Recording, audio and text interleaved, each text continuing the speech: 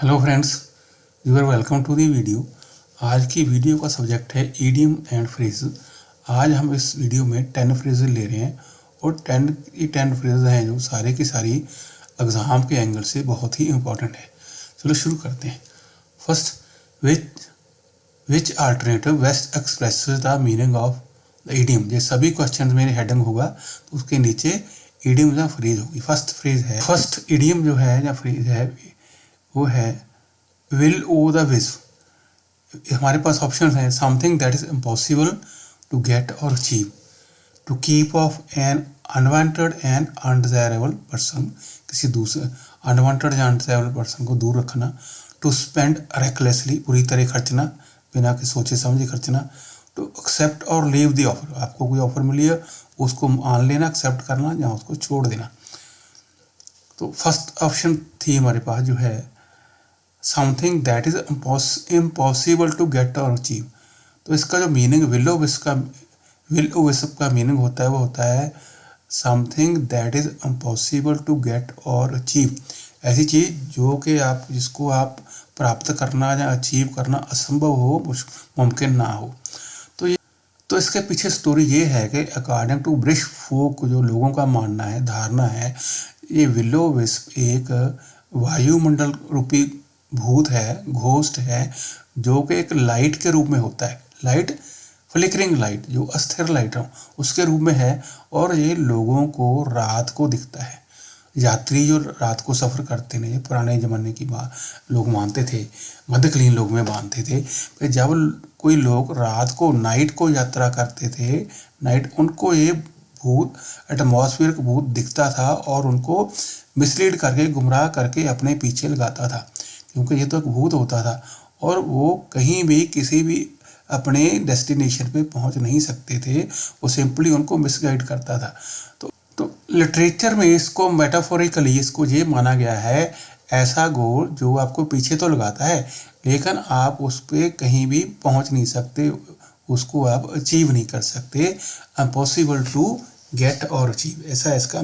तो अगर हमने इसको सेंटेंस में यूज़ करना हो तो कैसे यूज़ करेंगे? Full employment is a will o wisp that the politicians have been promising for decades. ये फुल एम्प्लॉयमेंट ऐसा एक अनअचीवेबल गोल है जिसको कि राजनीतिक जो नेता लोग हैं वो कई दहाकों से लोगों को वादा करते रहे हैं, प्रॉमिस करते रहे कि हम आपको एम्प्लॉयमेंट, फुल एम्प्लॉयमेंट देंगे।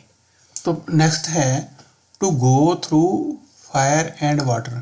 To go through fire and water, इसके ऑप्शन है टू स्कोल्ड समवन, किसी को डांटना, to experience many dangers in order to achieve something, कोई अचीव करने के लिए, कुछ प्राप्त करने के लिए बहुत सारे डेंजर, खतरों को झेलना, टू एक्ट विदाउट रिस्ट्रेंट्स, किसी संयम के बिना एक्ट करना, बिना सोचे समझे कोई काम करना, एक्ट करना, समथिंग विच हर्ट, कोई ऐसी चीज़ जो आपको नुकसान पहुंचाती है।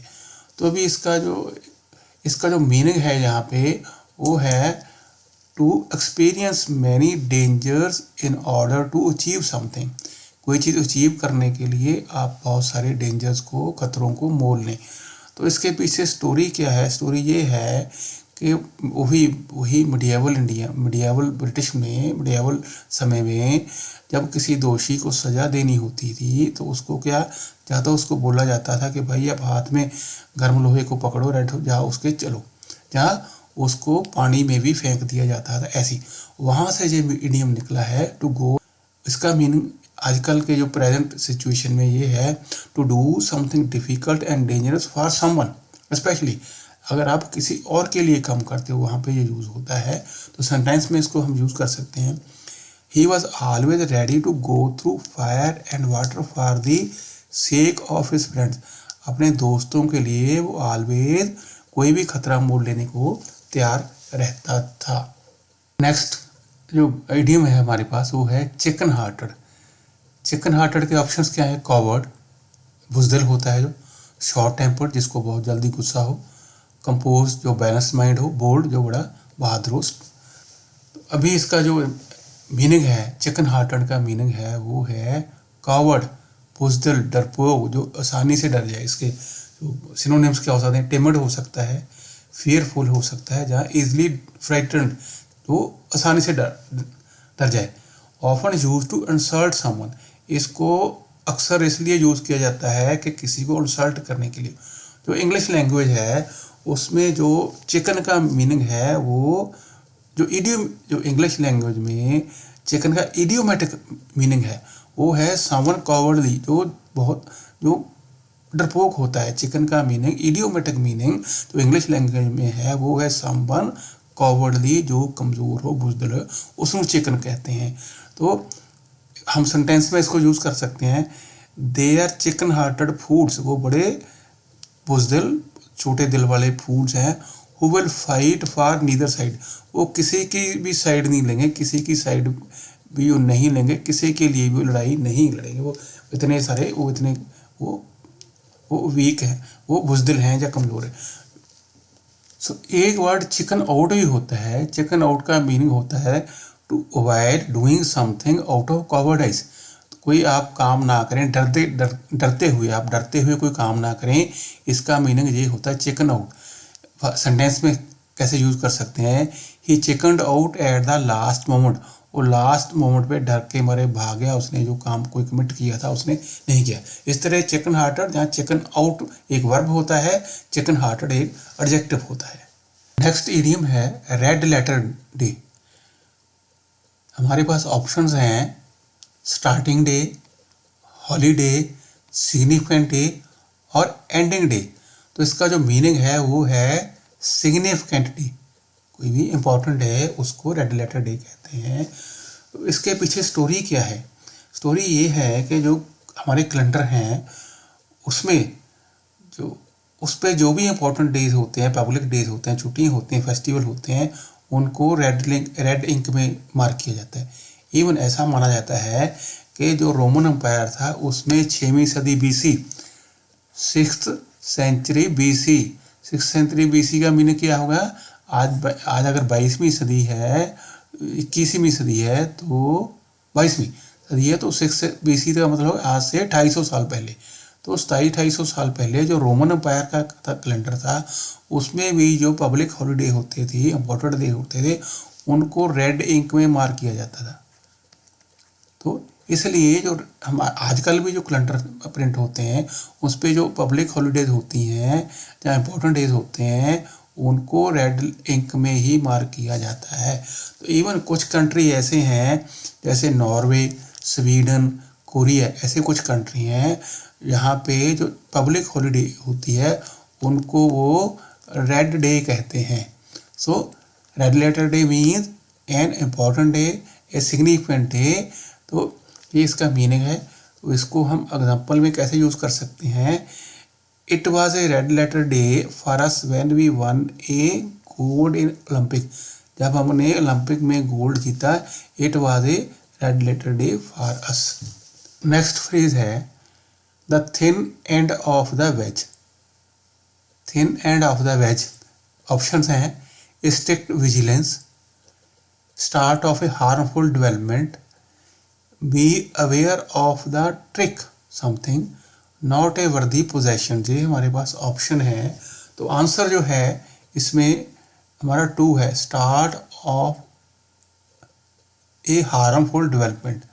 तो ये कहाँ से बना, कैसे बना? वेज, फर्स्ट ऑफ ऑल आप देखते हैं वेज क्या होता है। वेज अगर आपने किसी लकड़ को किसी को फाड़ना हो तो अगर उसको कैसे फाड़ेंगे हम? जैसे ये पिक्चर में दिखाई दे रहा है, ये एक वेज है, ये सारे का सारा ये वेज है। इसका जो थिन एज है, ये जैसे थिन एज है, ठीक है, ये वेज है, इसका जो थिन एज है, अगर आपको लकड़ में गाड़ेंगे किसी हैमर के साथ तो ये लकड़ फट जाएगी। मीन जो थिन एज है नीचे, थिन एज है इसके नीचे वाला, ये किसी न किसी लकड़ को फाड़ता है, ये कोई हार्मफुल किसी चीज़ को, एक्शन को शुरू करता है, वो करता है। तो start of a harmful development, इसको आप सेंटेंस में कैसे यूज़ कर सकते हैं? Every new law is considered a thin edge of the wedge by the opposition. जब भी कोई सरकार बनाती है तो अपोजिशन क्या कहती है? ये तो कोई भाई जो नया लॉ है कोई ना कोई गलत काम करेगा, लोगों के लिए हार्मफुल होगा, या अपोजिशन ये कहती है।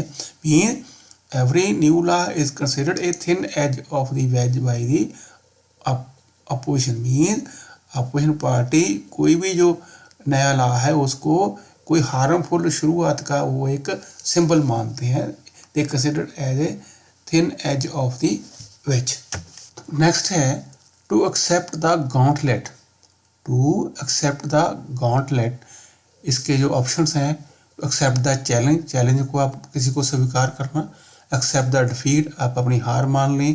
To accept what is written in fate, आप ये मान लें भाई मेरी किस्मत में ऐसा ही लिखा था। To be able to grasp the hidden meaning, किसी चीज़ में कोई हिडन मीनिंग है, छुपा हुआ मीनिंग है, उसको आप समझ लें, उसको आप अंडरस्टैंड कर लें। अभी इसका जो मीनिंग है टू एक्सेप्ट द गॉन्टलेट क्या है? टू एक्सेप्ट चैलेंज, किसी का चैलेंज को एक्सेप्ट कर लेना, मान लेना, आ जाओ भाई मैं देखता हूँ आपको। तो ये कहाँ से शुरू हुआ? जो गॉन्टलेट है ये एक ग्लव है।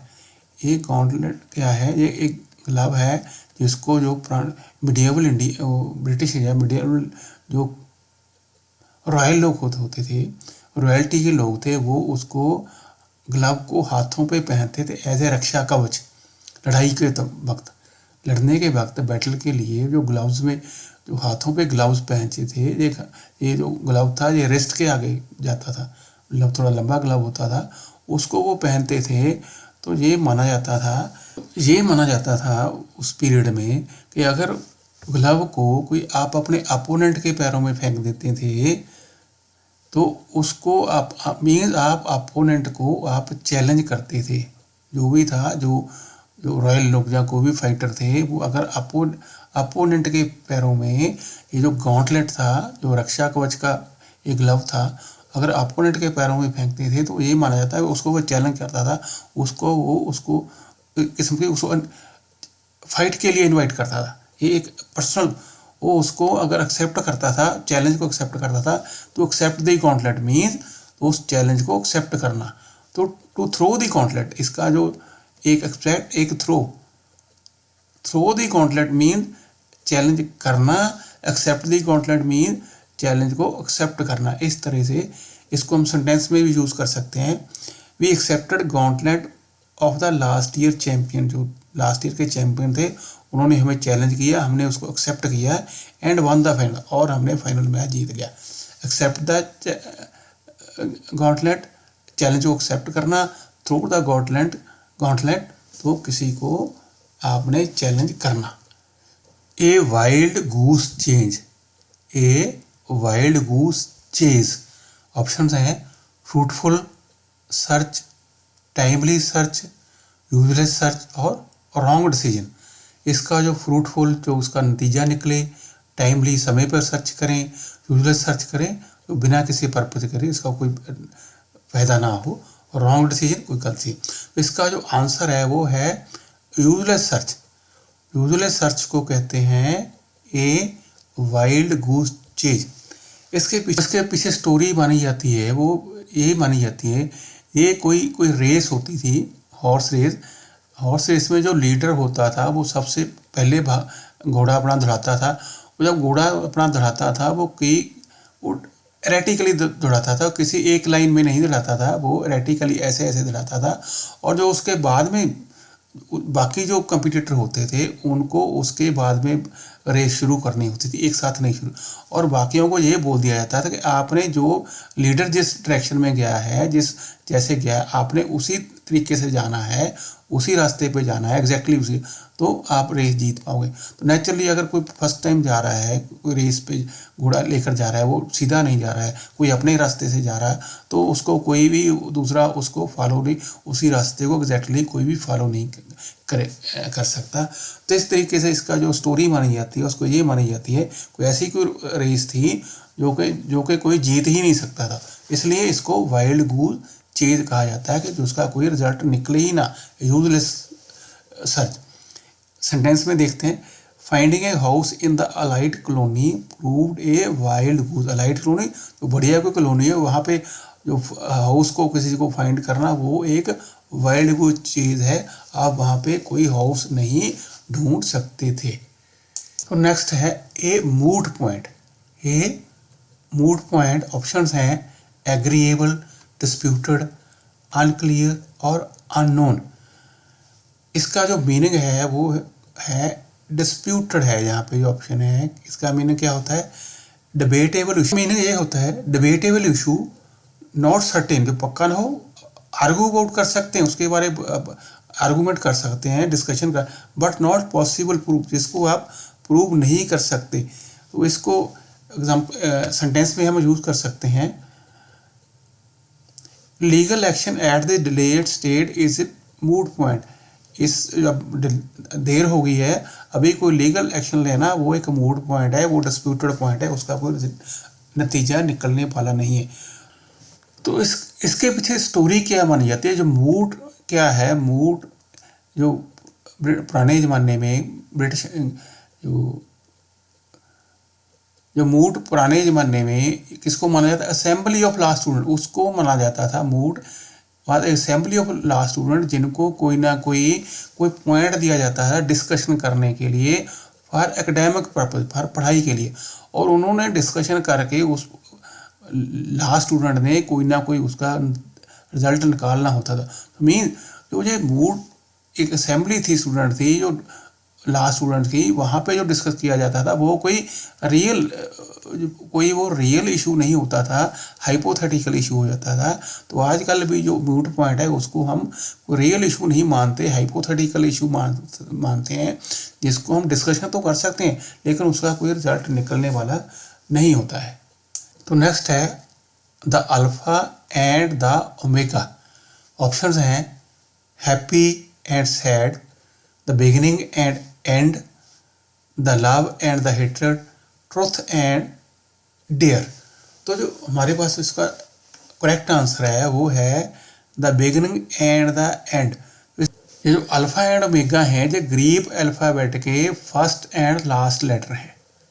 ग्रीक अल्फ़ाबेट के फर्स्ट एंड लास्ट लेटर, जैसे हमारी इंग्लिश की अल्फ़ाबेट ए और जेड है, तो अल्फ़ा फर्स्ट है, लास्ट ओमेगा है, इसलिए इसका मीनिंग क्या होता है, the beginning and the end. तो इसका मीनिंग ये भी होता है द मोस्ट इम्पॉर्टेंट पार्ट और कोर आइडिया ऑफ समथिंग। किसी चीज़ का बहुत इंपॉर्टेंट जो पार्ट हो उसको भी अल्फ़ा एंड ओमेगा कहते हैं। He knows the alpha and omega of his job. इस तरह से हम इसको सेंटेंस में यूज कर सकते हैं। फ्रेंड्स, इस वीडियो का लास्ट क्वेश्चन है, थ्रो अप द स्पॉन्ज।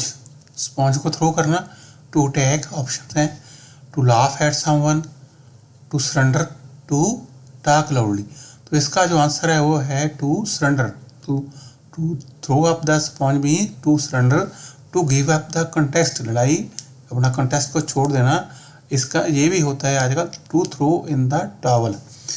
इसके पीछे स्टोरी क्या है, इसके पीछे स्टोरी ये है, जो बॉक्सिंग रिंग होते हैं, बॉक्सिंग में जब कोई बॉक्सिंग करते हैं, जो राउंड के बीच जो टाइम होता है उसके लिए जो बॉक्सर होता है उसने कोई एम्प्लॉय, कोई उसके टीम के मेंबर होते हैं जो स्पॉन्ज से उसकी बॉडी को फ्रेश करते हैं, पानी से उस बॉडी को फ्रेश करते हैं जो थका हुआ होता है।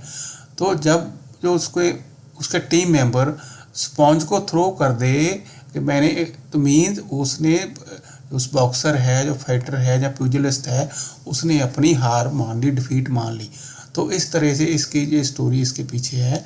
तो आजकल स्पॉन्ज नहीं टॉवल होता है, थ्रो इन द टॉवल ये भी बॉक्सिंग रिंग में है, और थ्रो अप दी स्पॉन्ज ये भी बॉक्सिंग रिंग में है।